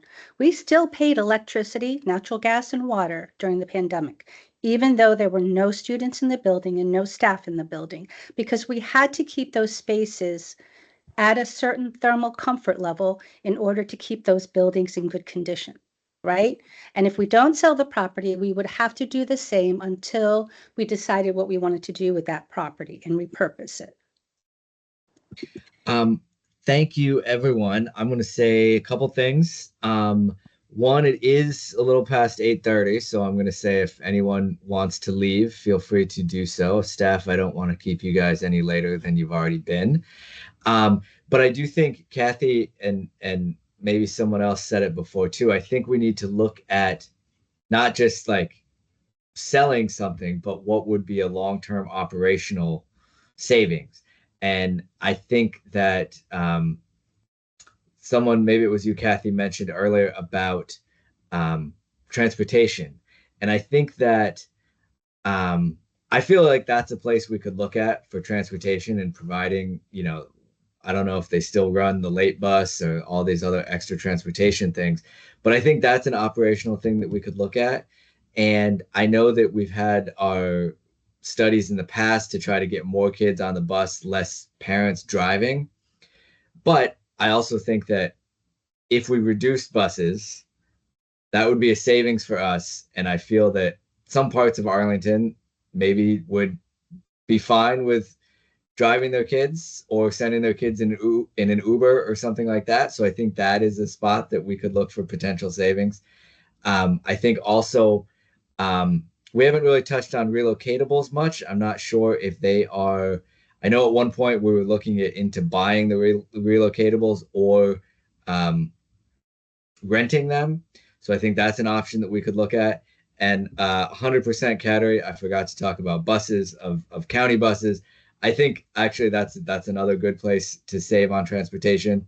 I know we've got the iRide cards for kids. Hopefully, maybe the county wouldn't charge us.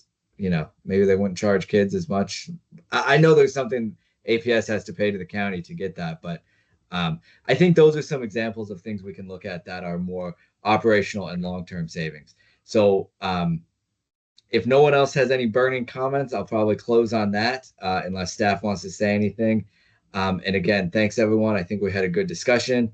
I think this was a good meeting. So I'll put it to staff if you guys want to end with anything before we go. But thanks everyone for coming out tonight.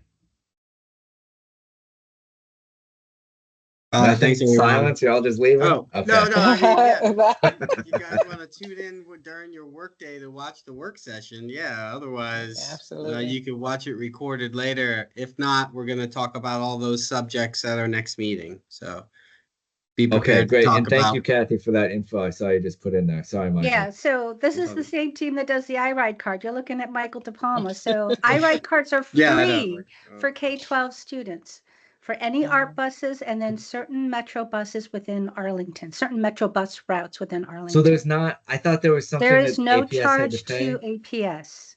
All right, that's charge. great news. Yeah. And So just let's I cut put those late in, buses. we do have VDOE standards with regards to transportation. Bottom line, we must provide transportation for our special needs students. And then our transportation services that evolve from beyond that is based on school board policy. So transportation, that is something that is required for our special needs students. And our neighborhood stops, our hub stops, those are just additional services that APS does provide its students, as well as the late runs. And we talked about a lot of other trips as well. Okay, great. Thanks, everyone. Michael, Bruno, I'm going to let you do one last thing, and then we're going to call it. Goodness, I don't want to start a whole nother 2-hour conversation, but what is the writ of this committee to talk about operational changes? Things like busing. Like, Oh, well, yeah, I mean, I think we're all ears when it comes to certain things. But yeah, there is a sort of charge that is assigned to the FAC, Mike. And I mean, we can bring that up again before our next meeting, or I can send out an email that everyone can read it over. And strictly, I mean, it could be loosely interpreted as transportation. thank you. All right. Thanks, everyone. Have a good night. Good night. Take care. Thanks, Bye, Zach. everyone. Thanks for Bye-bye. running a good Good night. meeting.